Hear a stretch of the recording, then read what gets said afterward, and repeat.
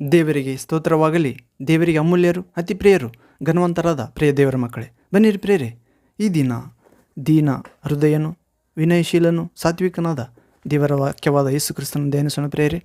ಈ ದಿನ ನಾವು ಧ್ಯಾನಿಸಲಿರುವ ಜೀವ ನೀಡುವ, ರಕ್ಷಣೆ ನೀಡುವ, ಬೆಳಕು ನೀಡುವ, ಧೈರ್ಯ ನೀಡುವ, ಶಾಂತಿ ನೀಡುವ, ಶಾಶ್ವತ ಪ್ರೀತಿಯಿಂದ ನಮ್ಮನ್ನು ಶಿಲುಬೆಯಲ್ಲಿ ಪ್ರಾಣ ಕೊಟ್ಟು ಪ್ರೀತಿಸಿದ ದೇವರ ವಾಕ್ಯ ಅಂಶ ಪ್ರೇರೆ.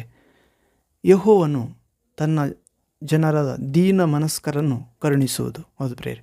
ಅಂಶ ದೇವರು ದೀನ ಮನಸ್ಕರನ್ನು ಕರುಣಿಸುವುದು.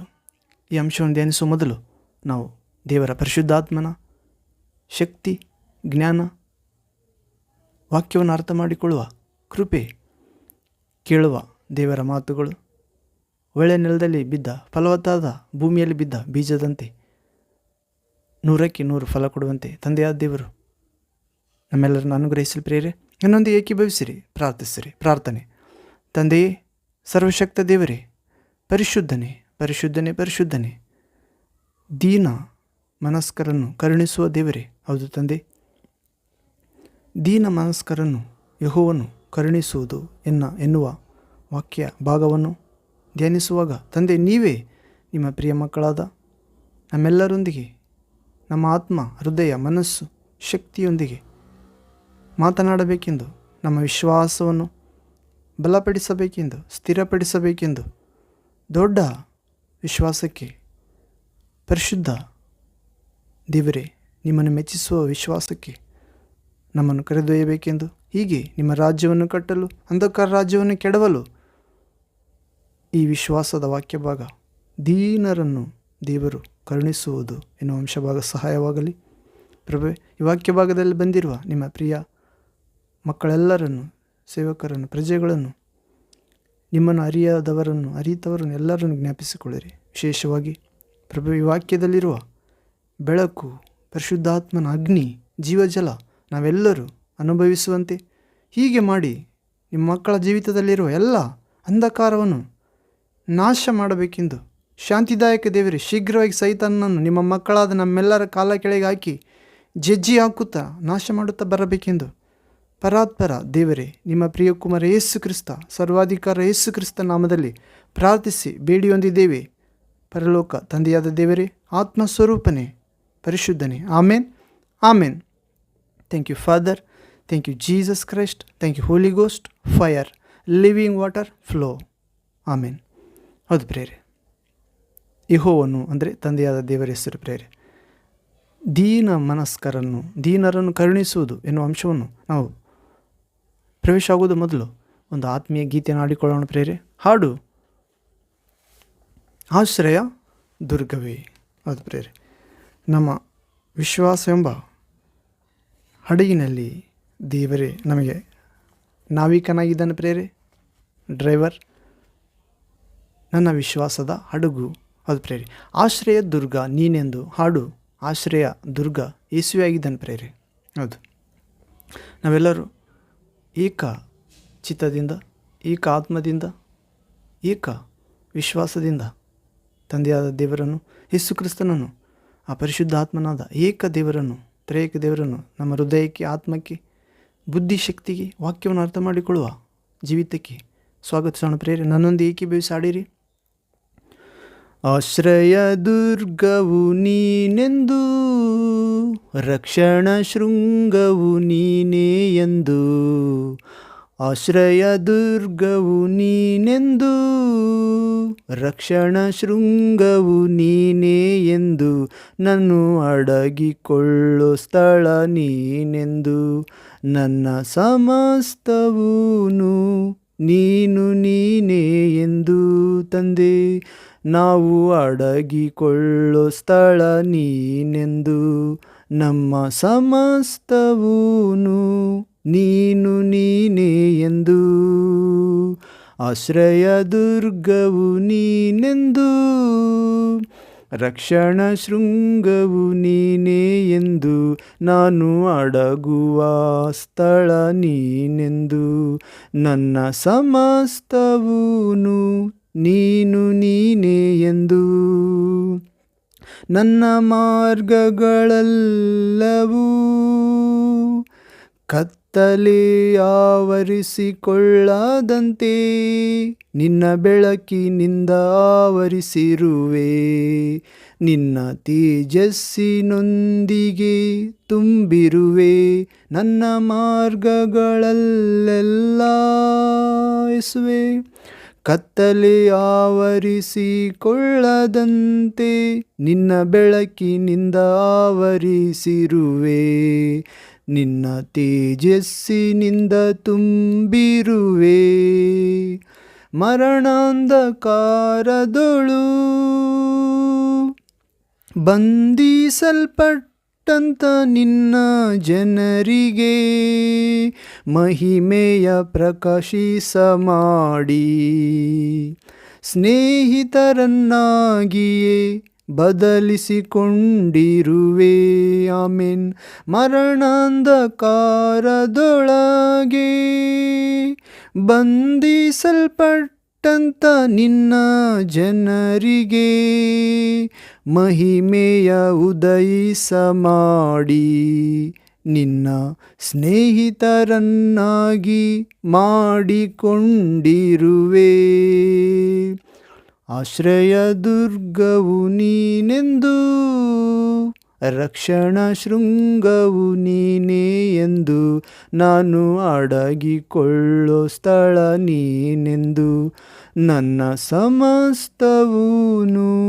ನೀನೇ ಎಂದು ನಿನ್ನ ಪ್ರಭಾವ ಮಹಿಮೆಗಳನ್ನು ನಿತ್ಯವೂ ಪ್ರಕಟಿಸಲು ನಿನ್ನ ಆತ್ಮದಿಂದ ತುಂಬಿರುವೆ. ನಿನ್ನ ಆತ್ಮಕ್ಕೆ ತೃಪ್ತಿಯ ನೀಡಿರುವೆ ಯೇಸುವೆ. ನಿನ್ನ ಪ್ರಭಾವ ಮಹಿಮೆಗಳ ನಿತ್ಯವೂ ಪ್ರಕಟಿಸಲು ನಿನ್ನ ಆತ್ಮದಿಂದ ತುಂಬಿರುವೆ. ನಮ್ಮ ಆತ್ಮಕ್ಕೆ ತೃಪ್ತಿಯ ನೀಡಿರುವೆ. ಬರಗಾಲ ಕಾಲದೊಳು ನರಳುತ್ತಿರುವಂತ ನಿನ್ನ ಪ್ರಜೆಗಳಿಗೆ ಆಕಾಶ ಬಾಗಿಲು ತೆರೆದು ಸಮೃದ್ಧಿಯಾಗಿಯೇ ಆಹಾರ ನೀಡಿರುವೆ ಯೇಸುವೆ. ಹಸಿವೆ ನೀರಡಿಕೆಯಲ್ಲಿ ನರಳುತ್ತ ಇರುವ ನಿನ್ನ ಪ್ರಜೆಗಳಿಗೆ ಆಕಾಶ ಬಾಗಿಲುಗಳ ತೆರೆದು ಸಮೃದ್ಧಿಯಾಗಿ ಆಹಾರ ನೀಡಿರುವೆ. ಆಶ್ರಯ ದುರ್ಗವು ನೀನೆಂದು ರಕ್ಷಣಾ ಶೃಂಗವು ನೀನೇ ಎಂದು ನಾನು ಅಡಗಿಕೊಳ್ಳೋ ಸ್ಥಳ ನೀನೆಂದು ನನ್ನ ಸಮಸ್ತವೂನು ನೀನೇ ಎಂದು ನನ್ನ ವಿಶ್ವಾಸ ಹಡುಗನ್ನು ಒಡೆದು ಹೋಗದಂತೆ ನಿನ್ನ ಕೈಯಲ್ಲಿ ನಿಲ್ಲಿಸಿರುವೆ. ನಿನ್ನ ಮಡಿಲಲ್ಲಿ ಬಚ್ಚಿಟ್ಟುಕೊಂಡಿರುವೆ. ಪರಿಶುದ್ಧಾತ್ಮ ದೇವರೇ, ನನ್ನ ವಿಶ್ವಾಸದ ಹಡುಗನ್ನು ಒಡೆದು ಹೋಗಲು ಬಿಡದಂತೆ ನಿನ್ನ ಕೈಯಲ್ಲಿ ನಿಲ್ಲಿಸಿರುವೆ. ನಿನ್ನ ಮಡಿಲಲ್ಲಿ ಬಚ್ಚಿಟ್ಟುಕೊಂಡಿರುವೆ. ಅಪಾಯದ ಅಂಚಿನಲ್ಲಿ ತೂಗಾಡುತ್ತಿರುವಂತ ನಿನ್ನ ಪ್ರಿಯರಿಗೆ ಜ್ಞಾಪಕ ತಂದುಕೊಂಡು ಸಜೀವಿಗಳಾಗಿಯೇ ದಡಕ್ಕೆ ಸೇರಿಸಿದೆ. ಅಪಾಯದ ಅಂಚಿನಲ್ಲಿ ತೂಗಾಡುತ್ತಿರುವಂತ ನಿನ್ನ ಪ್ರಿಯರನ್ನು ಜ್ಞಾಪಕ್ಕೆ ತಂದುಕೊಂಡು ಸಜೀವಿಗಳನ್ನಾಗಿಯೇ ದಡಕ್ಕೆ ಸೇರಿಸಿರುವೆ ತಂದೆ. ಆಶ್ರಯ ದುರ್ಗವು ನೀನೆಂದು ರಕ್ಷಣಾ ಶೃಂಗವು ನೀನೇ ಎಂದು ತಂದೆ ದೇವ, ಆಶ್ರಯ ದುರ್ಗವು ನೀನೆಂದು ದೇವಕುಮಾರ ಕ್ರಿಸ್ತನೇ, ರಕ್ಷಣಾ ಶೃಂಗವು ನೀನೇ ಎಂದು ನಾನು ಬಚ್ಚಿಟ್ಟುಕೊಳ್ಳೋ ಸ್ಥಳ ನೀನೆಂದು. ಪರಿಶುದ್ಧಾತ್ಮನೇ, ನನ್ನ ಸಮಸ್ತವೂನು ನೀನೇ ಎಂದು ನಾನು ಅಡಗಿಕೊಳ್ಳೋ ಸ್ಥಳ ನೀನೆಂದು. ನನ್ನ ಸಮಸ್ತವೂನು ನೀನೇ ಎಂದು. ಆಮೇನ್. ಹೌದು ಪ್ರೇರೆ, ನಮ್ಮ ವಿಶ್ವಾಸ ಹಡಗಿನಲ್ಲಿ ಪ್ರಯಾಣಿಸುವಾಗ ಸೈತಾನನು ಅನೇಕ ಶೋಧನೆ ತರಲು ವಿಶ್ವಾಸ ಹಡಗು ಒಡೆದು ಹೋಗದಂತೆ ಪ್ರಭು ತನ್ನ ಕೈಯಲ್ಲಿ ನಿಲ್ಲಿಸುತ್ತಾನೆ ಪ್ರೇರೆ, ಇಟ್ಟುಕೊಂಡಿದ್ದಾನೆ ಮತ್ತು ಆತನ ಮಡಿಲಲ್ಲಿ ಬಚ್ಚಿಟ್ಟಿದ್ದಾನೆ. ಹೀಗೆ ಆಶ್ರಯ ದುರ್ಗವಾಗಿದ್ದಾನೆ ಪ್ರಭು, ರಕ್ಷಣಾ ಶೃಂಗವಾಗಿದ್ದಾನೆ ತಂದೆ ಯೇಸು, ಮತ್ತು ನಾವು ಬಚ್ಚಿಟ್ಟುಕೊಳ್ಳುವ ಸ್ಥಳವಾಗಿದ್ದಾನೆ ದೇವರಾತ್ಮ, ಪರಿಶುದ್ಧಾತ್ಮ, ಒಡೆಯನು, ಸರ್ವಶಕ್ತನು. ಹೀಗೆ ಏಕದೇವರು ಯೇಸು ಕ್ರಿಸ್ತನು ನಮ್ಮ ಮಾರ್ಗಗಳಲ್ಲೆಲ್ಲ ಕತ್ತಲೆ ಕವಿದುಕೊಳ್ಳದಂತೆ ತನ್ನ ಬೆಳಕಾದ ವಾಕ್ಯದಿಂದ ನಮ್ಮನ್ನು ಆವರಿಸಿಕೊಂಡಿದ್ದಾನೆ ಪ್ರೇರೆ. ತನ್ನ ತೇಜಸ್ಸಾದ ಪರಿಶುದ್ಧಾತ್ಮನಿಂದ ತುಂಬುತ್ತಾನೆ. ಮರಣಾಂಧಕಾರದೊಳು ಬಂಧಿಸಲ್ಪಟ್ಟಂಥ ಆತನ ಜನರಿಗೆ ಮಹಿಮೆಯನ್ನು ಪ್ರಸರಿಸುವಂತೆ ಮಾಡಿ ತನ್ನ ಸ್ನೇಹಿತರನ್ನಾಗಿಯೇ ಮಾಡಿಕೊಂಡಿದ್ದಾನೆ ಪ್ರೇರೆ. ಹೌದು, ನಾವು ಕೂಡ ಯೇಸುವಿನ ವಿಶ್ವಾಸದ ಹೋದರೆ ಮರಣಾಂಧಕಾರದಲ್ಲಿದ್ದೇವೆ ಪ್ರೇರೆ, ಪಾಪದಲ್ಲಿದ್ದೇವೆ. ಪಾಪ ಕೊಡುವ ಸಂಬಳ ಮರಣ. ಒಂದನೇ ಮರಣ ದೇಹದಲ್ಲಿ, ಎರಡನೇ ಮರಣ ಆತ್ಮದಲ್ಲಿ ಮರಣ ಎಂದರೆ ನರಕಕ್ಕೆ ಹೋಗುವುದು. ಅದು ಪ್ರೇರೆ. ಹೀಗೆ ದೇವರು ತನ್ನ ಪ್ರಭಾವ ಮಹಿಮೆಗಳನ್ನು ನಿತ್ಯವೂ ಪ್ರಕಟಿಸಿದ್ದಾನೆ ಪ್ರೇರೆ, ಮತ್ತು ಆತನು ತನ್ನ ಆತ್ಮದಿಂದ ನಮ್ಮನ್ನು ತುಂಬುತ್ತಾನೆ. ವಾಕ್ಯದ ಪ್ರಕಾರ ನಡೆಯುವುದಾದರೆ ತುಂಬುತ್ತಾನೆ, ಮತ್ತು ಈಗಾಗಲೇ ವಾಕ್ಯ ಪ್ರಕಾರ ನಡೆಯುವವರಿಗೆ ತುಂಬಿದ್ದಾನೆ. ನಮ್ಮ ಆತ್ಮಕ್ಕೆ ತೃಪ್ತಿ ನೀಡುತ್ತಾನೆ. ತನ್ನ ಪ್ರಭಾವ ಮಹಿಮೆಗಳನ್ನು ನಿತ್ಯಲು ಪ್ರಕಟಿಸುವಾಗ ನಿತ್ಯವೂ ದೇವರ ಆತ್ಮನಿಂದ ತುಂಬುತ್ತಾನೆ ಮತ್ತು ನಮ್ಮ ಆತ್ಮಕ್ಕೆ ತೃಪ್ತಿ ನೀಡುತ್ತಾನೆ ಪರಿಶುದ್ಧಾತ್ಮ ಮೂಲಕ. ಹೀಗೆ ಬರಗಾಲ, ಕೊರತೆಯ ಕಾಲದಲ್ಲಿ ನರಳುತ್ತಿರುವ ತನ್ನ ಪ್ರಜೆಗಳಿಗೆ, ಹೌದು ಪ್ರೇರೆ, ಆಕಾಶದ ಬಾಗಿಲು ತೆರೆದು ಸಮೃದ್ಧಿಯಾಗಿ ಆಹಾರ ನೀಡಿದ್ದಾನೆ, ಆಶೀರ್ವದಿಸಿದ್ದಾನೆ. ಹೀಗೆ ನಾವು ಇಸ್ರೇಲ್ ಜನರನ್ನು ನೋಡ್ತೇವೆ ಪ್ರೇರೆ. ಈಜಿಪ್ಟ್ ದೇಶದಿಂದ ಕೆಂಪು ಸಮುದ್ರ ದಾಟಿ ಕರೆದುಕೊಂಡು ಬಂದಾಗ 7 ಲಕ್ಷ ಜನರನ್ನು ಮೋಶೆ ಮೂಲಕ ಅರಣ್ಯದಲ್ಲಿ ನಡೆಸುತ್ತಿರುವಾಗ ಆಕಾಶದ ಬಾಗಿಲು ತೆರೆದು ಅವರಿಗೆ ಬೇಕಾದ ಮಾಂಸ, ಬೆಳವಕ್ಕಿಗಳನ್ನು ಮತ್ತು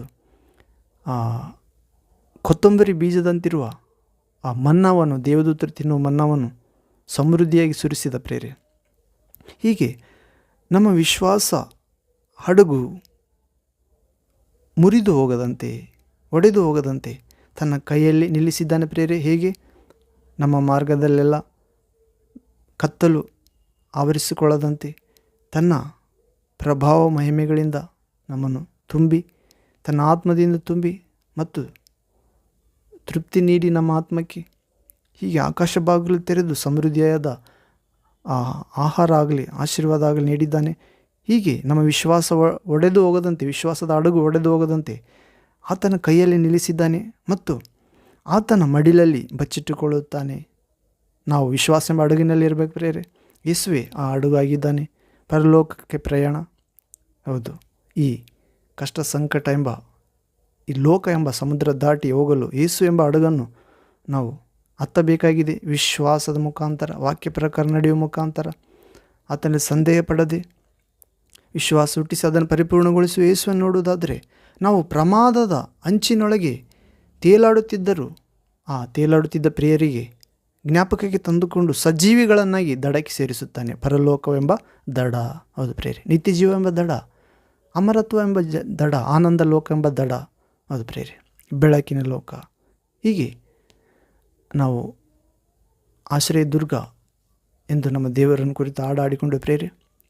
ಈಗ ನಾವು ವಾಕ್ಯದೊಳಗೆ ಪ್ರವೇಶ ಆಗೋಣ ಪ್ರೇರೆ.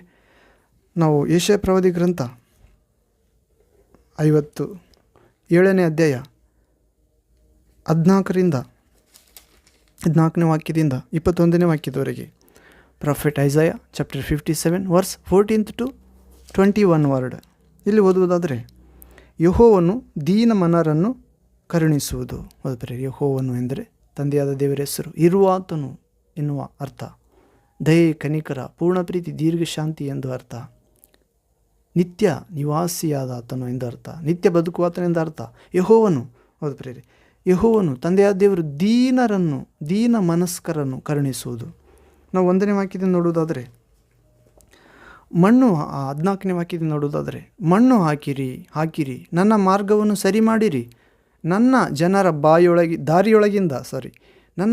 ದಾರಿಯೊಳಗಿಂದ ಆಟಂಕವನ್ನು ಎತ್ತಿ ಹಾಕಿರಿ ಎಂದು ಒಂದು ವಾಣಿಯು ನುಡಿಯುತ್ತದೆ. ಹೌದು ಪ್ರಿಯರೇ, ಯೆಶಾಯ ಪ್ರವಾದಿ ಗ್ರಂಥ 57ನೇ ಅಧ್ಯಾಯ 14ನೇ ವಾಕ್ಯ. ಮಣ್ಣು ಹಾಕಿರಿ, ನನ್ನ ಜನರ ದಾರಿಯೊಳಗಿಂದ ಆಟಂಕವನ್ನು ತೆಗೆದು ಎತ್ತಿ ಹಾಕಿರಿ, ಮಾರ್ಗಗಳನ್ನು ಸರಿ ಮಾಡಿರಿ ಎಂದು ಒಂದು ವಾಣಿ ನುಡಿಯುತ್ತದೆ. ಹೌದು ಪ್ರಿಯರೇ, ಈ ವಾಣಿ ಯಾವುದೆಂದರೆ ಸ್ನಾನಿಕ ಯೋಹಾನನ ಕುರಿತ ಪ್ರಿಯರೇ. ಯೇಸು ಕ್ರಿಸ್ತನು ಈ ಲೋಕಕ್ಕೆ ದೇವಕುಮಾರನಾಗಿ ಬರುವ ಮೊದಲು, ಲೋಕರಕ್ಷಕನಾಗಿ ಬರುವ ಮೊದಲು ಆತನನ್ನು ದೇವರು, ಯೇಸು ಕ್ರಿಸ್ತನ ದೇವರ ಆಗಮನಕ್ಕಾಗಿ ಸ್ಥಳವನ್ನು, ರೋಡನ್ನು ಸಿದ್ಧ ಮಾಡಲು ಕಳಿಸಿರ್ತಾನೆ ತಂದೆಯಾದ ದೇವರು. ಹೌದು ಪ್ರಿಯರೇ, ನಾವು ಯೆಶಾಯ ಪ್ರವಾದಿ ಗ್ರಂಥ 40ನೇ ಅಧ್ಯಾಯ 3ನೇ ವಾಕ್ಯದಲ್ಲಿ ಓದುವುದಾದರೆ, prophet Isaiah chapter 40 verse 3rd word, ಇಲ್ಲಿ ಓದುವುದಾದರೆ, ಇಗೋ ಒಂದು ವಾಣಿ ಅರಣ್ಯದಲ್ಲಿ ಯೆಹೋವನ ದಾರಿಯನ್ನು ಸರಿಪಡಿಸಿರಿ. ಇಗೋ ಒಂದು ವಾಣಿ ಅಂದರೆ ಒಂದು ಸ್ವರ. ಹೌದು ಪ್ರಿಯರೇ, ಸ್ನಾನಿಕ ಯೋಹಾನನ ಯಾರೆಂತ ಕೇಳಿದರೆ ಜನರು ಕೇಳುತ್ತಾರೆ ಪ್ರಿಯರೇ, ಹೊಸ ಒಡಂಬಡಿಕೆಯಲ್ಲಿದೆ ವಾಕ್ಯ. ನೀನು ಯಾರು ಅಂದರೆ, ನಾನು ಯೆಶಾಯನ ಪ್ರವಾದನೆಯಲ್ಲಿ ಬರೆಯಲ್ಪಟ್ಟ ಆ ಅರಣ್ಯದಲ್ಲಿ ಕೂಗುವವನ ಸ್ವರ ಎಂದು ಹೇಳ್ತಾನೆ ಪ್ರಿಯರೇ. ಹೌದು, ಅರಣ್ಯದಲ್ಲಿ ಯೆಹೋವನ ದಾರಿಯನ್ನು ಸರಿಪಡಿಸಿರಿ, ಅಡವಿಯಲ್ಲಿ ನಮ್ಮ ದೇವರಿಗೆ ರಾಜಮಾರ್ಗವನ್ನು ನೆಟ್ಟಗೆ ಮಾಡಿರಿ. ಅದು ಪ್ರಿಯರೇ, ಹೀಗೆ ಓದಿಕೊಳ್ಳುತ್ತ ಹೋದರೆ 4ನೇ ವಾಕ್ಯ, ಎಲ್ಲ ಹಳ್ಳಕೊಳ್ಳಗಳು ಮುಚ್ಚಲ್ಪಡುವವು, ಎಲ್ಲ ಬೆಟ್ಟಗುಡ್ಡಗಳು ತಗ್ಗಿಸಲ್ಪಡುವವು, ಮಲೆನಾಡು ಬಯಲು ಸೀಮೆಯಾಗುವುದು, ಕೊರಕಲು ನೆಲ ಸಮವಾಗುವುದು. 5ನೇ ವಾಕ್ಯ, ಯೆಹೋವನ ಮಹಿಮೆಯು ಗೋಚರವಾಗುವುದು, ಎಲ್ಲ ಮನುಷ್ಯರು ಒಟ್ಟಿಗೆ ಅದನ್ನು ಕಾಣುವರು, ಯೆಹೋವನ ಬಾಯೇ ಇದನ್ನು ನುಡಿದಿದೆ ಎಂದು ಒಬ್ಬನು ಕೂಗುತ್ತಾನೆ.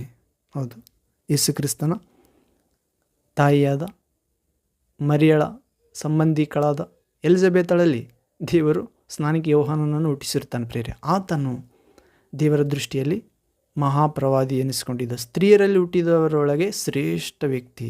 ಹೌದು ಪ್ರಿಯರೇ, ಆದರೂ ದೇವರ ರಾಜ್ಯದಲ್ಲಿ ಸೇರಿದವನು ಯೋಹಾನನಿಗಿಂತ ಶ್ರೇಷ್ಠನು. ಹೌದು ಪ್ರಿಯರೇ, ದೇವರ ರಾಜ್ಯ ಅಂದರೆ ಯೇಸು ಕ್ರಿಸ್ತನ ವಿಶ್ವಾಸಿ ದೇವರ ನೀರಿನಿಂದ, ಆತ್ಮನಿಂದ ಹೊಸದಾಗಿ ಹುಟ್ಟುವುದು, ಹಿಂತಿರುಗಿಕೊಂಡು ಚಿಕ್ಕ ಮಕ್ಕಳಂತಾಗುವುದು, ಶಾಸ್ತ್ರಿ ಪರಿಸಯಗಳ ಆ ಸಂಪ್ರದಾಯದ ಜೀವಿತ ಬಿಟ್ಟು, ದಶಮಾಂಶ ಜೀವಿತ ಬಿಟ್ಟು, ಹೌದು ಪ್ರಿಯರೇ, ಹೆಚ್ಚಿಸಿಕೊಳ್ಳುವುದು ಅಧಿಕಾರಕ್ಕಾಗಿ. ಹೌದು ಪ್ರಿಯರೇ, ಆ ಸಂಪ್ರದಾಯ ನೆವದಲ್ಲಿ ದೇವರ ವಾಕ್ಯವು ನಿರರ್ಥಕ ಮಾಡುವುದನ್ನು ಬಿಟ್ಟು, ಹೌದು, ಅವರು ಭಾರವಾದ ನೊಗಗಳನ್ನು ಹೊರಿಸುತ್ತಾರೆ, ಕಿರುಬೆರಳಿನಿಂದ ಮುಟ್ಟಿ ನೋಡುವುದಿಲ್ಲ ಅಂತ ನೀತಿ, ಶಾಸ್ತ್ರಿ ಪರಿಸರ ನೀತಿಗಿಂತ ಹಣದಾಸೆ ಅವರ ಮುಖ್ಯ, ಅಧಿಕಾರದಾಸೆ ಅವರದ್ದು ಮುಖ್ಯ ಜೀವಿತ. ಹೌದು ಪ್ರಿಯರೇ, ದೇವರ ಚಿತ್ತವನ್ನು ಹುಡುಕುವುದಲ್ಲ, ದೇವರನ್ನು ಮೆಚ್ಚಿಸುವುದಲ್ಲ. ನಮ್ಮ ಪೂರ್ವ ಪಿತೃಗಳು ಹೇಗೆ ಜೀವಿಸಿ ದೇವರ ಮುಂದೆ ಈ ಲೋಕ ದಾಟಿ ಹೋದರು ಯಶಸ್ವಿಯಾಗಿ, ಅದು ನೋಡುವುದಿಲ್ಲ. ಅವರು ದೂರದೃಷ್ಟಿ ಇಲ್ಲದವರು, ಶಾಸ್ತ್ರಿ ಪರಿಸಯರಂತೆ ಅವರ ನೀತಿಗಿಂತ ಅಧಿಕವಾದ ನೀತಿ ಜೀವಿಸಬೇಕಾಗಿದೆ. ಹೌದು, ಮತ್ತು ತಂದೆಯಾದ ದೇವರ, ಪರಲೋಕದಲ್ಲಿರುವ ತಂದೆಯಾದ ದೇವರ ಚಿತ್ತವನ್ನು ನೆರವೇರಿಸುವುದೇ. ಯೇಸುವನ್ನು ಸ್ವಾಮಿ ಸ್ವಾಮಿ ಎಂದು ಕರೆಯದೆ ಪರಲೋಕದಲ್ಲಿರುವ ತಂದೆಯ ಚಿತ್ತವನ್ನು ನೆರವೇರಿಸುವವರೇ ಅದರಲ್ಲಿ ಪ್ರವೇಶಿಸುತ್ತಾರೆ. ಹೌದು ಪ್ರಿಯರೇ, ನಾನು ನಿಮಗೆ ನಿಜವಾಗಿ ಹೇಳುತ್ತೇನೆ, ಆ ದಿನದಲ್ಲಿ ಬಹು ಜನರು, ಸ್ವಾಮಿ ನಿನ್ನ ಹೆಸರಿನಲ್ಲಿ ದೆವ್ವಗಳನ್ನು ಬಿಡಿಸಿದೆವು, ಮಹತ್ ಕಾರ್ಯಗಳನ್ನು ಮಾಡಿದೆವು, ಪ್ರವಾದನೆ ಹೇಳಿದೆವು, ಬೋಧಿಸಿದೆವು, ನೀವು ನಮ್ಮ ಬೀದಿಗಳಲ್ಲಿ ಊಟ ಮಾಡಿದಿರಿ, ನಮ್ಮ ಸಂಗಡ ತಿರುಗಿದಿರಿ ಎಂದು ಅನೇಕ ಜನರು ಹೇಳುತ್ತಾರೆ. ಆದರೆ ನಾನು ಅವರಿಗೆ ಸತ್ಯವಾಗಿ ಹೇಳುತ್ತೇನೆ, ಅಧರ್ಮಿಗಳೇ, ನನ್ನನ್ನು ಬಿಟ್ಟು ತೊಲಗಿ ಹೋಗಿರಿ, ಇಂದಿಗೂ ನಿಮ್ಮ ಗುರುತನ್ನು ಕಾಣೆನು, ನೀವು ಎಲ್ಲಿಯವರೋ ಗೊತ್ತಿಲ್ಲ. ಹೌದು ಪ್ರಿಯರೇ, ಕಾರಣ ಅಧರ್ಮ, ಕಾರಣ ದೇವರ ವಾಕ್ಯವನ್ನು ಇದ್ದಂತೆಯೇ ಜೀವಿಸಲಿಲ್ಲ, ಇದ್ದಂತೆಯೇ ಬೋಧಿಸಲಿಲ್ಲ. ಕಲ್ಲು ಬಂಡೆಗಳಲ್ಲಿ ಬಿದ್ದ ಬೀಜದಂತೆ ಬೋಧಿಸಿದರು. ದಾರಿಯ ಮಗ್ಗಲಲ್ಲಿ ಬಿದ್ದ ಬೀಜದಂತೆ ಬೋಧಿಸಿದರು ಮತ್ತು ಮುಳ್ಳು ಪೊದೆಗಳಲ್ಲಿ ಬಿದ್ದ ಬೀಜದಂತೆ ಬೋಧಿಸಿದರು. ಫಲವತ್ತಾದ ಭೂಮಿಯಲ್ಲಿ ಬಿದ್ದ ಬೀಜದಂತೆ 100% ಫಲ ಕೊಡುವ ಆ ಬೋಧನೆ ಬೋಧಿಸಲಿಲ್ಲ ಪ್ರೇರೆ. ಐಶ್ವರ್ಯದ ವ್ಯಾಮೋಹ, ಪ್ರಾಪಂಚಿಕ ಚಿಂತೆಗಳು ಅವರು ಕೊಡುವ ಫಲವನ್ನು ಅದಿಮ್ಮೆ ಬಿಟ್ಟವು. ಹೌದು ಪ್ರೇರೆ, ದೇವರ ರಾಜ್ಯಕ್ಕಾಗಿ ನೀತಿಗಾಗಿ ಜೀವಿಸಿರಿ, ಎಲ್ಲವೂ ನಿಮಗೆ ದೊರಕುವವು, ನಿಮ್ಮನ್ನು ಹಿಂಬಾಲಿಸಿ ಬರುತ್ತವೆ, ನೀವು ಹಿಂಬಾಲಿಸಿ ಹೋಗುವುದಲ್ಲ ಎಂದು ಹೇಳಲಿಲ್ಲ. ಹೌದು ಪ್ರೇರೆ, ಆದ್ದರಿಂದ ಅವರನ್ನು ನೀವು ಯಾರೆಂದು ಗೊತ್ತಿಲ್ಲ ಎಂದು ಹೇಳ್ತಾನೆ ಪ್ರೇರೆ. ಇವರೆಲ್ಲರೂ ಸೈತಾನಿಗೆ ನಮಸ್ಕಾರ ಮಾಡಿದವರು. ಯೇಸು ಕ್ರಿಸ್ತನು ಅರಣ್ಯದಲ್ಲಿ 40 ದಿವಸ ಉಪವಾಸ ಮಾಡಲು ಯೇಸು ಕ್ರಿಸ್ತನ ದೀಕ್ಷಾಸ್ನಾನದ ನಂತರ ದೇವರ ಆತ್ಮನಿಂದ ತುಂಬಿದಾತನಾಗಿ ಪವಿತ್ರಾತ್ಮನಿಂದ ಪ್ರೇರೇಪಿಸಲ್ಪಟ್ಟು ಹೇಳಲ್ಪಟ್ಟು ಅಡವಿಗೆ 40 ದಿವಸ ಉಪವಾಸ ಮಾಡಲು ಹೋಗುತ್ತಾನೆ ಪ್ರೇರೆ. ಸೈತಾನಿನಿಂದ ಶೋಧಿಸಲ್ಪಡುತ್ತಾನೆ. ಆಗ ಸೈತಾನನು 40 ದಿನ ಹಸಿವಿಯಿಂದ ಉಪವಾಸ ಆದ ನಂತರ 40 ದಿನ ಆದ ನಂತರ 40ನೇ ದಿನ ಮುಗಿದ ನಂತರ ಪ್ರಭು ಹಸಿವೆಯಾಗಿದೆ ಯೇಸುವಿಗೆ ಎಂದು ತಿಳಿದು ಸೈತಾನನು ಪ್ರತ್ಯಕ್ಷ ಆಗುತ್ತಾನೆ. ನೀನು ದೇವರ ಕುಮಾರನಾಗಿದ್ದರೆ ಕಲ್ಲನ್ನು ರೊಟ್ಟಿಯಾಗಿ ಮಾಡು, ಯಾಕೆ ನರಳುತ್ತಿ ಎಂದು ಹೇಳುತ್ತಾನೆ ಪ್ರೇರೆ. ಆಗ ಯೇಸು ಹೇಳುತ್ತಾನೆ, ಮನುಷ್ಯನು ಬದುಕುವುದು ಕೇವಲ ರೊಟ್ಟಿಯಿಂದಲ್ಲ, ದೇವರ ಬಾಯಿಂದ ಹೊರಡುವ ಪ್ರತಿಯೊಂದು ಮಾತಿನಿಂದ ಎಂದು ಹೇಳ್ತಾನೆ ಪ್ರೇರೆ. ಹೌದು, ಹೀಗೆ ಅರಣ್ಯದಲ್ಲಿ ಯೆಹೋವನ ದಾರಿಯನ್ನು ಸರಿಪಡಿಸಿರಿ, ಅಡವಿಯಲ್ಲಿ ನಮ್ಮ ದೇವರಿಗೆ ರಾಜಮಾರ್ಗವನ್ನು ನೆಟ್ಟಗೆ ಮಾಡಿರಿ. ಎಲ್ಲ ಹಳ್ಳಕೊಳ್ಳಗಳು ಮುಚ್ಚಲ್ಪಡುವವು, ಎಲ್ಲ ಬೆಟ್ಟಗುಡ್ಡಗಳು ತಗ್ಗಿಸಲ್ಪಡುವವು, ಮಲೆನಾಡು ಬಯಲು ಸೀಮೆಯಾಗುವುದು, ಕೊರಕಲ್ಲು ನೆಲವು ಸಮವಾಗುವುದು, ಯೆಹೋವನ ಮಹಿಮೆಯು ಗೋಚರವಾಗುವುದು, ಎಲ್ಲ ಮನುಷ್ಯರು ಒಟ್ಟಿಗೆ ಅದನ್ನು ಕಾಣುವರು, ಯೆಹೋವನ ಬಾಯಿ ಇದನ್ನು ನುಡಿದಿದೆ ಎಂದು ಒಬ್ಬನು ಕೂಗುತ್ತಾನೆ. ಹೌದು, ಇಲ್ಲಿ ವಿಶೇಷವಾಗಿ ನಾವು 40ನೇ ಅಧ್ಯಾಯ ಯೆಶಾಯ ಪ್ರವಾದಿ ಗ್ರಂಥ ಪೀಠಿಕೆ ನೋಡೋದಾದರೆ, ಯೆಹೋವನು ತನ್ನ ಜನರಿಗೆ ಹೇಳಿ ಕಳುಹಿಸುವ ಶುಭ ಸಮಾಚಾರ. ತಂದೆಯ ದೇವರು ತನ್ನ ಜನರಿಗೆ ಹೇಳಿ ಕಳಿಸುವ ಶುಭ ಸಮಾಚಾರ ಏನಂದರೆ, ಇಗೋ ನಿಮ್ಮನ್ನು ರಕ್ಷಿಸಲು ನಿಮ್ಮ ದೇವರೇ ಬರುತ್ತಿದ್ದಾನೆ, ಬೆಂಕಿಯಂತೆ ಆತನ ಆಗಮನ ಇರುತ್ತದೆ. ಆತನು ತನ್ನ ಆಲಯಕ್ಕೆ ಫಕ್ಕನೆ ಆಗಮಿಸುತ್ತಾನೆ. ಹೌದು, ಆತನು ನಿಮಗೆ ಇಷ್ಟವಾದ ದೂತನನ್ನು ತೆಗೆದುಕೊಂಡು ಬರುತ್ತಾನೆ, ನಿಮ್ಮನ್ನು ರಕ್ಷಿಸುವ ಒಡಂಬಡಿಕೆಯನ್ನು ಮಾಡುತ್ತಾನೆ. ಹೌದು ಪ್ರೇರೆ, ಹೀಗೆ ನಾವು ಯೆಶಾಯ ಪ್ರವಾದಿ ಗ್ರಂಥ 57ನೇ ಅಧ್ಯಾಯ 14ನೇ ವಾಕ್ಯದಲ್ಲಿ ನೋಡಿದ ಪ್ರೇರೆ, ಮಣ್ಣು ಹಾಕಿರಿ, ಮಾರ್ಗವನ್ನು ಸಿದ್ಧ ಮಾಡಿರಿ, ನನ್ನ ಜನರ ದಾರಿಯೊಳಗಿಂದ ಆತಂಕವನ್ನು ಎತ್ತಿ ಹಾಕಿರಿ ಎಂದು ಒಂದು ವಾಣಿಯು ನುಡಿಯುತ್ತದೆ. ಹೌದು, ಕಾರಣ ಆತನ ದೇವರನ್ನು ಎದುರು ನೋಡುವ ಜನರು, ಲೋಕರಕ್ಷಕ ಬರುತ್ತಿದ್ದಾನೆ. ಹೌದು, ಆತನ ಕಾಲದಲ್ಲಿರುವವರು ಧನ್ಯರು. ಹೌದು ಪ್ರೇರೆ, ಎಷ್ಟೋ ಜನ ಅರಸರು, ಪ್ರವಾದಿಗಳು, ರಾಜರು, ದೇವಭಕ್ತರು ಆತನ ಯೇಸು ಕ್ರಿಸ್ತನ ದಿನಗಳಲ್ಲಿ ಒಂದು ದಿನವನ್ನಾದರೂ ನೋಡಬೇಕೆಂದು ಅಪೇಕ್ಷಿಸಿದರೂ ಅವರು ನೋಡಲಿಲ್ಲ, ಕಾಣಲಿಲ್ಲ. ಆದರೆ ಯೇಸು ಕ್ರಿಸ್ತನು ತನ್ನ ಶಿಷ್ಯರಿಗೆ ಹೇಳುತ್ತಾನೆ, ನೀವು ಕಾಣುವುದನ್ನು ಕಾಣುವ ಕಣ್ಣುಗಳು ಭಾಗ್ಯವುಳ್ಳವು, ನಾನು ಹೇಳುವುದನ್ನು ಕೇಳುವ ಕಿವಿಗಳು ಭಾಗ್ಯವುಳ್ಳವು.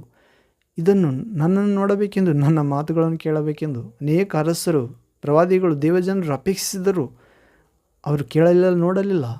ಹೌದು ಪ್ರೇರೆ, ಈಗ ನಾವಾದರೂ ಯೇಸು ಹೇಳಿದಂತೆ ತೋಮನಿಗೆ, ನೀವು ನೋಡಿ ನಂಬುತ್ತಿ ತೋಮ, ನೋಡದೆ ನಂಬುವವರು ಹೆಚ್ಚು ನಿನಗಿಂತ ಭಾಗ್ಯವಂತರು. ಹೌದು ಪ್ರೇರೆ, ಭಾಗ್ಯ ಇದೆ, ಹೆಚ್ಚು ಭಾಗ್ಯ ಇದೆ ಪ್ರೇರೆ. ಹೌದು, ಹೀಗೆ ಯೆಹೋವನಾದ ದೇವರು ದೀನಮನರನ್ನು ಕರುಣಿಸ್ತಿದ್ದಾನೆ ಪ್ರೇರೆ. ನಾವು ಕೂಡ ದೇವರ ದಾರಿಯನ್ನು ನಮ್ಮ ಜೀವಿತಕ್ಕೆ ಸರಿಪಡಿಸಬೇಕಾಗಿದೆ, ಸ್ವಾಗತಿಸಬೇಕಾಗಿದೆ. ಮಣ್ಣು ಹಾಕಿ ಅಂದರೆ ಪಶ್ಚಾತ್ತಾಪ ಪ್ರೇರೆ. ಹಳ ಒಡಂಬಡಿಕೆಯಲ್ಲಿ ದೇವರು ಈ ನಿನೆವೆ ಪಟ್ಟಣ ಉದಾಹರಣೆಗಾಗಿ ದೇವರು ಯೋನನನ್ನು ಹೇಳಿ ಕಳಿಸುತ್ತಾರೆ. ಈ ಪಟ್ಟಣವನ್ನು 40 ದಿನಗಳಲ್ಲಿ ದೇವರು ನಾಶ ಮಾಡಲಿಕ್ಕಿದ್ದಾನೆ ಎಂದಾಗ ಆ ಊರಿನ ಅರಸನು ಹಿಡಿದುಕೊಂಡು ಕೆಲಸದವರ ತನಕ, ಪ್ರಾಣಿಗಳ ತನಕ ಅವರು ಉಪವಾಸ ಮಾಡುತ್ತಾರೆ. ಮತ್ತು ಅರಸನು ತನ್ನ ರಾಜವಸ್ತ್ರವನ್ನು ತೆಗೆದುಹಾಕಿ ಗೋಣಿತಟ್ಟನ್ನು ಉಟ್ಟುಕೊಂಡು ಬೂದಿ ತಲೆ ಮೇಲೆ ಹಾಕಿಕೊಂಡು ಪಶ್ಚಾತ್ತಾಪ ಪಡುತ್ತಾರೆ. ಹೌದು, ಮಣ್ಣು ಅಂದರೆ ಪಶ್ಚಾತ್ತಾಪಕ್ಕೆ ಸೂಚನೆ. ಪಶ್ಚಾತ್ತಾಪ ಪಡಿರಿ, ಮಾರ್ಗವನ್ನು ಸರಿ ಮಾಡಿರಿ. ನಿಮ್ಮ ಜೀವನದಲ್ಲಿ ದೇವರು ಬರುತ್ತಿದ್ದಾನೆ ಪ್ರೇರೆ. ದೀನ ಮನಸ್ಕರನ್ನು ಕರುಣಿಸಲು ಬರುತ್ತಿದ್ದಾನೆ. ದೀನ ಮನಸ್ಕರಾದ ನಾವು ಮಾಡಬೇಕಾಗಿದ್ದು ಒಂದೇ, ಪಶ್ಚಾತ್ತಾಪ. ಹೌದು, ನಿಜವಾದ ಪಶ್ಚಾತ್ತಾಪ. ಹೌದು, ಹೀಗೆ ನನ್ನ ಜನರ ದಾರಿಯೊಳಗಿಂದ ಆತಂಕವನ್ನು ತೆಗೆದು ಹಾಕಿರಿ. ಹೌದು, ದೇವಜನರ ದಾರಿಯೊಳಗಿಂದ ಆತಂಕ ತೆಗೆದು ಹಾಕಬೇಕಂತ ಪ್ರೇರೆ. ಹೌದು, ಆತಂಕ ಅಂದರೆ ಡೌಟ್ ಪಡೋದು ಪ್ರೇರೆ. ದೇವರು ಎಷ್ಟು ಹಗಲು ರಾತ್ರಿ ದೇವರಾದುಕೊಂಡವರು ಹಗಲು ರಾತ್ರಿ ಬೇಡಿಕೊಳ್ಳುವಲ್ಲಿ ಆತನು ತಡ ಮಾಡಿದರೂ ಬೇಗನೆ ನ್ಯಾಯ ತೀರಿಸುವನೆಂದು ನಿಮಗೆ ಸತ್ಯವಾಗಿ ಹೇಳುತ್ತೇನೆಂದು ಯೇಸು ಕ್ರಿಸ್ತನು ಒಂದು ವಿಧವೆ ಮತ್ತು ಕೆಟ್ಟ ನ್ಯಾಯಾಧೀಶನ ಸಾಮತಿಯಲ್ಲಿ ಹೇಳಿದ್ದಾನೆ ಪ್ರೇರೆ. ಆ ವಿಧವೆ ಬಂದು ಕೇಳುತ್ತಿದ್ದಳು, ನ್ಯಾಯ ದೊರಕಿಸಿಕೊಡು ನನ್ನ ವಿರೋಧಿಯಿಂದ ಎಂದು. ಆದರೂ ಆತ, ನಾನು ಯಾರಿಗೆ ಭಯಪಡುವುದಿಲ್ಲ, ದೇವರನ್ನು ಮನುಷ್ಯರನ್ನು ಲೆಕ್ಕಿಸುವುದಿಲ್ಲ. ಈಕೆ ಬಂದು ನನ್ನ ನ್ಯಾಯ ತೀರಿಸೆಂದು ಕೇಳುತ್ತಾಳೆ, ಬಂದು ತಲೆ ಕೆಡಿಸಿಬಿಟ್ಟಾಳೆಂದು ನ್ಯಾಯ ತೀರಿಸಿಬಿಡುತ್ತಾನೆ. ಹೌದು ಪ್ರೇರೆ. ಆದರೆ ಅಲ್ಲಿ ದೇವರಾದುಕೊಂಡವರು ಹಗಲು ರಾತ್ರಿ ಇದೇ ರೀತಿ ಪ್ರಾರ್ಥನೆ ಮಾಡ್ತಾರಂತ ಪ್ರೇರೆ. ದೇವರು ತಡ ಮಾಡಿದರೂ ನ್ಯಾಯ ತೀರಿಸುತ್ತಾನೆ. ಹೌದು. ಅದರಿಂದ ದಾರಿಯೊಳಗಿಂದ ಆತಂಕವನ್ನು ತೆಗೆದುಹಾಕಿರಿ. ಹೌದು. ಒಂದು ವಾಣಿಯು ನುಡಿಯುತ್ತದೆ. ದೇವರು ನಮ್ಮೆಲ್ಲರ ಜೀವಿತದಲ್ಲಿ ಪ್ರವೇಶ ಮಾಡಲಿದ್ದಾನೆ ಪ್ರೇರೆ. ಆ ದೇವರ ಬರುವ ದಾರಿ ಮನಸ್ಸು, ಹೃದಯ, ಅದರ ವಿಶ್ವಾಸ, ಪ್ರಾರ್ಥನಾ ಜೀವಿತ, ಸಾಕ್ಷಿ ಹೇಳುವ ಜೀವಿತ ನಾವು ಸರಿಪಡಿಸಿಕೊಳ್ಳಬೇಕಾಗಿದೆ ಪಶ್ಚಾತ್ತಾಪದಿಂದ. ಮತ್ತು ಅವಿಶ್ವಾಸವನ್ನು ಹುಟ್ಟಿಸುವ ಎಲ್ಲವನ್ನು ತೆಗೆದುಹಾಕಬೇಕಾಗಿದೆ ದೇವರ ಸಹಾಯ. ಹೀಗೆ 15ನೇ ವಾಕ್ಯ, ಸದಮಲನೆ ಎನಿಸಿಕೊಂಡು ಶಾಶ್ವತ ಲೋಕದಲ್ಲಿ ನಿತ್ಯ ನಿವಾಸಿಯಾದ ಯೆಹೋವನು ಮಹೋನ್ನತನು ಹೀಗನ್ನುತ್ತಾನೆ. ನಿತ್ಯ ನಿವಾಸಿಯಾದ ಮಹೋನ್ನತನು, ನಿತ್ಯ ನಿವಾಸಿ ಅಂದರೆ ನಿತ್ಯವಾಗಿ ಬದುಕುವ ದೇವರು ಹೀಗೆನ್ನುತ್ತಾನೆ ಅಂತ ಪ್ರೇರೆ. ಉನ್ನತ ಲೋಕದ ಶಾಶ್ವತ ಲೋಕದಲ್ಲಿ ವಾಸಿಸುವ ದೇವರು, ಉನ್ನತ ಲೋಕವೆಂಬ ಪವಿತ್ರಾಲಯದಲ್ಲಿ ವಾಸಿಸುವ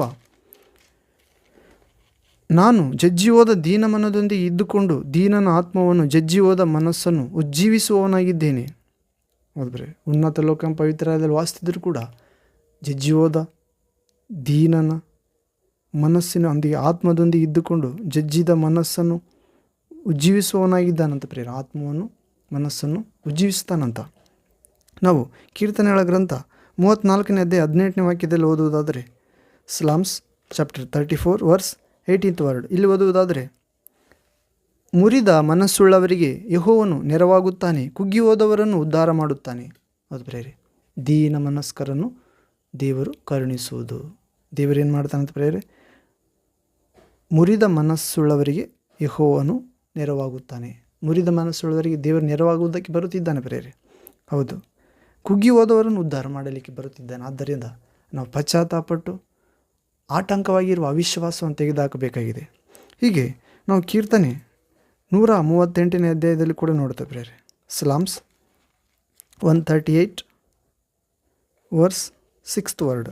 ಇಲ್ಲಿ ಓದುವುದಾದರೆ, ಯೆಹೋವನು ಮಹೋನ್ನತನು, ಆದರೂ ದೀನರನ್ನು ಲಕ್ಷಿಸುತ್ತಾನೆ, ಗರ್ವಿಷ್ಠರನ್ನು ದೂರದಿಂದಲೇ ಗುರುತು ಹಿಡಿಯುತ್ತಾನೆ.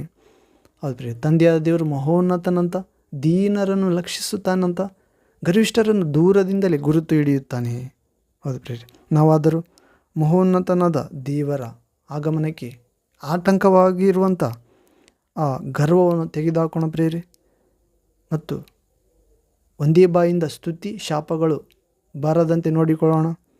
ನಮ್ಮಂತೆ ದೇವರ ರೂಪದಲ್ಲಿರುವ ನಮ್ಮಂತೆ ನೆರೆಯವರನ್ನು ಶಪಿಸದೆ, ಹೌದು ಪ್ರಿಯ, ದೇವರ ಮುಂದೆ ನಮ್ರತೆಯುಳ್ಳವರಾಗಿರಲು ಪ್ರಯತ್ನಿಸಬೇಕಾಗಿದೆ. ಯೆಹೋವನು ಮಹೋನ್ನತನಾಗಿದ್ದಾನೆಂದು ಆತನು ಆದರೂ ದೀನರನ್ನು ಲಕ್ಷಿಸುತ್ತಾನೆ. ಎಷ್ಟು ದೊಡ್ಡ ದೇವರಂತ ಪ್ರೇರೆ, ದೀನರನ್ನು ಲಕ್ಷಿಸ್ತಾನಂತ, ಬೇರೆಯವರಲ್ಲ.